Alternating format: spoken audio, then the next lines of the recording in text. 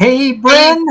hi, Stan. How you doing today? Doing great. Thank you. Doing great. Well, Thanks. This oh, look only at happens. we have people coming on from YouTube now, which is very exciting. Oh, my. Excellent. Yeah, Okay. I love it. Okay. Very good. So, Well, what are we talking about today, my friend? today I wanted to talk just a little bit about some of our Sales Navigator favorite features, since there are so many different features on the Sales Navigator tool. And so, which ones we kind of love the most and couldn't live without, so to speak. And on the flip side, our wish list. I love that. Just things that we would love to see them do. And Sales Navigator has been good about listening more and implementing some very cool, very helpful features. Awesome. Good. So let me see. I know we share some of the same features. So in terms of favorites, so is it okay if I let you go first so I don't Sure. grab yours? Yeah, Oh, so we well, can kind of go back and forth.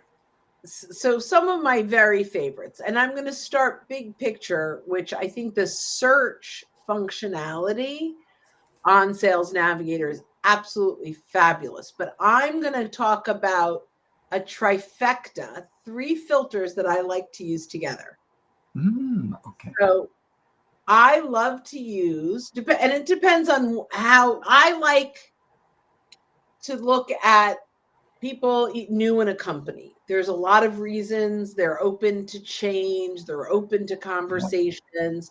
So for us, if we get a chief learning officer or a chief marketing officer who's new in a company, but I want to look at new in a company that's had 6 to 10 or 10 plus years experience, Mm.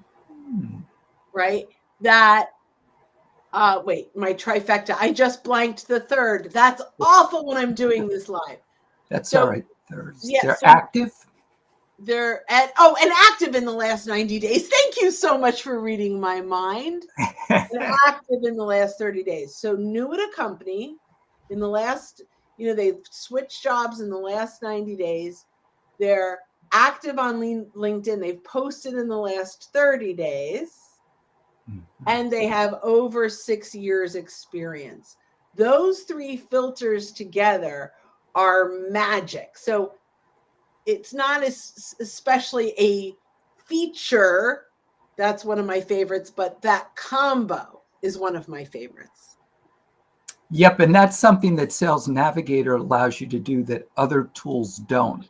Put Mm. together a combination like that of who's active on the platform, which is gold, Mm-hmm. because when you're reaching out to people, you want to reach out to people who are most likely to respond. Yes. Because there's so many folks on LinkedIn who are lurkers, and they may look at your content, which is great, but when it comes to actually responding to outreach, if they're only on LinkedIn once every 60 days, it might be a while before you hear from them. Yeah. Yeah. So as you said, being able to put those three things together is super powerful. Yeah. So Love. How that about yours? What's one of yours? smart links, That's a good one. because smart links is just so extremely versatile. It's the ability for you to create a link that you can then include multiple pieces of content with just one link. Mm-hmm. So it helps everything from spam filters and getting through firewalls, because you can just send a link instead of trying to send attachments. And the powerful aspect of it is not just the multiple pieces of content, but the fact that you can track how people are engaging with what you've sent to them. And I love that that. is super powerful. Yeah, this hub of content, I feel like we're getting better and better at using it. Like the more we use it. So having proposals, putting out, some people will say, I want opt-ins for downloads, for ebooks. Putting it in a smart link, you get to see, did they open it? Did they download it? You can actually control whether they can download it or just look at it inside of the smart link. But what I love most, and I have absolutely monetized this, is, and this was just this past fall, a year ago, I had sent out a proposal in SmartLink. The deal never happened. And then all of a sudden, 3 or 4 people from that company were looking at my SmartLink again. So I knew to reach out and that there was another opportunity, and we closed the business. So I don't know if they would have reached out, if they were shopping, if they were looking elsewhere, but I knew it so I could reach out. And I knew that now they were talking about it internally. Yep, exactly. Which is super powerful. It's almost like having X-ray vision into what's going on in an organization. And in sales, a lot of times, if you're the first to get to an opportunity, it gives you a huge advantage over the competitors. It's speed. And we've seen smart links used in so many different applications. Most recently, I heard someone using it for events, just putting a smart link in a QR code and having people that come by their booth or who have an interest just scan that. And it's like, I said, oh, never thought of that. So there's so many creative ways to use smart links. Yeah, so many different applications. Another one in terms of favorite for me that you gave me a heads up to because you found out about it first was Account IQ.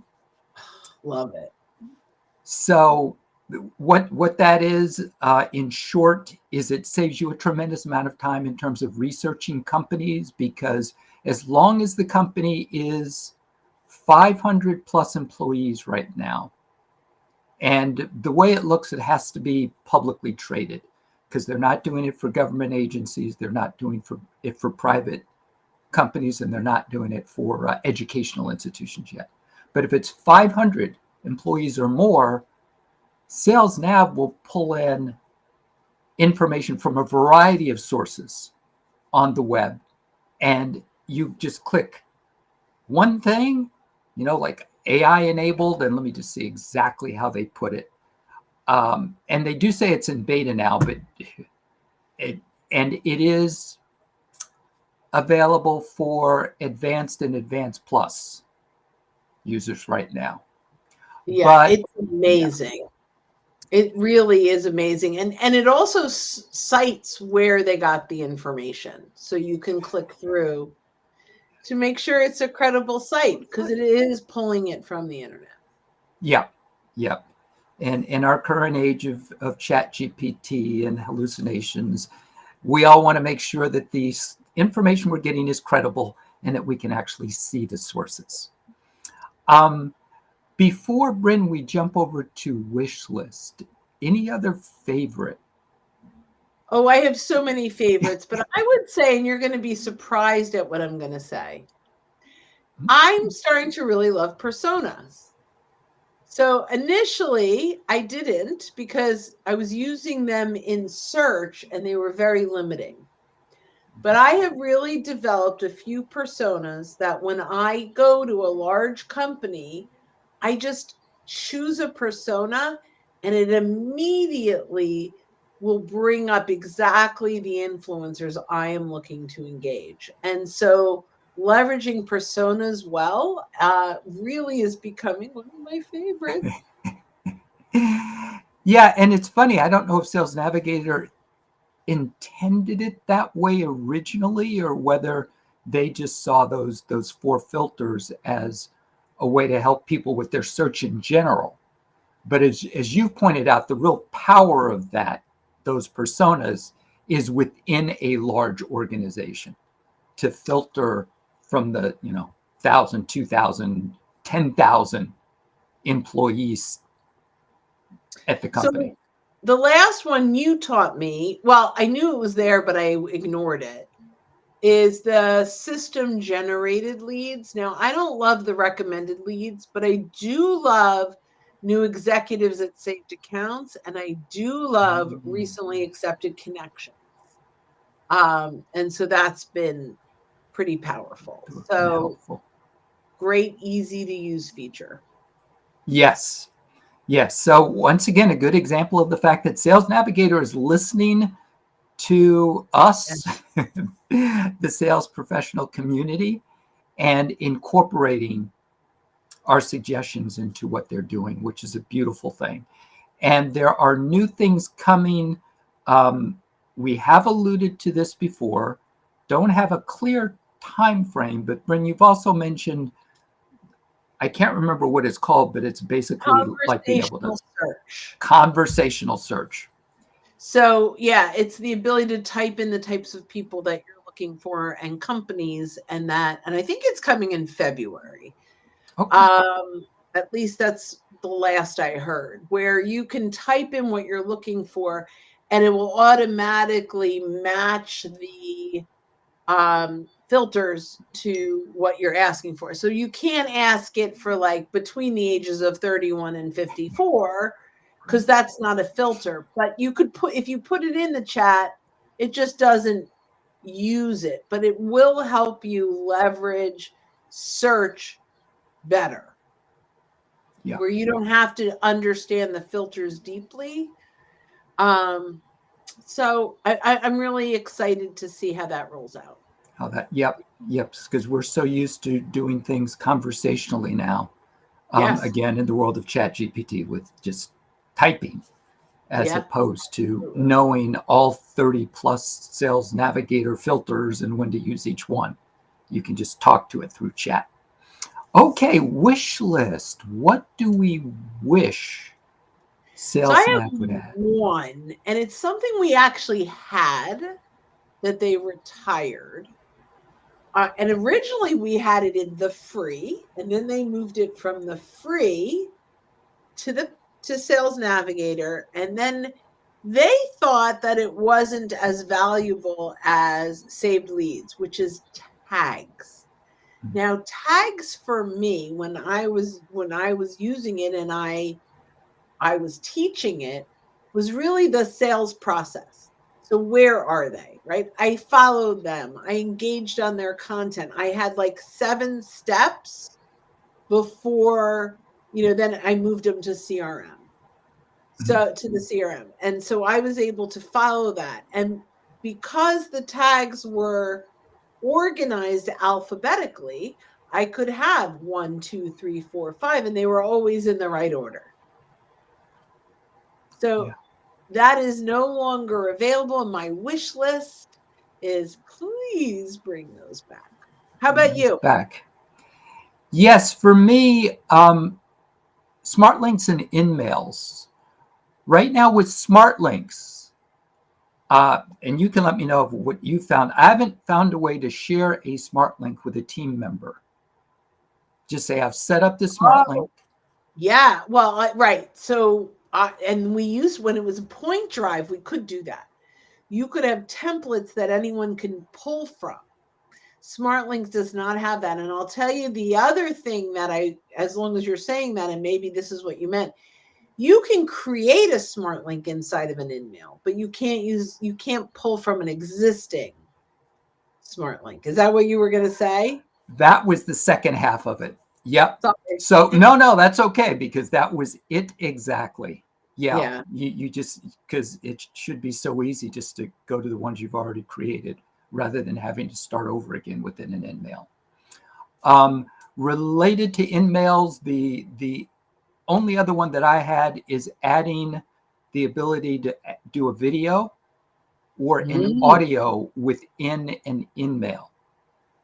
And so that would be in the app. It is on LinkedIn. I looked on the app. If you see anything different, because I have to give credit to Paul Lewis of Pitney Bowes, because he mentioned that, and I said, "Oh, that is brilliant." And we can't, since we can do it with LinkedIn. I kind of thought, should be able to do it within mails. And when I looked at the app, I didn't see that capability in Sales Yeah. Navigator. And, it's interesting because, in LinkedIn, it's only your first degree connections. But that would be a real benefit to be able to send them to your connections that you're not, or people that you're not connected to. Yeah. Well, Stan, this was fun. Yes, as always, thank you, Brennan. And we'll see what happens because Sales Navigator is listening, so they may pleasantly surprise us with some new updates. Yeah, well, this is great. And guys, share with us in the comments, even after we're done live, what you would like to see from Sales Navigator and what you love.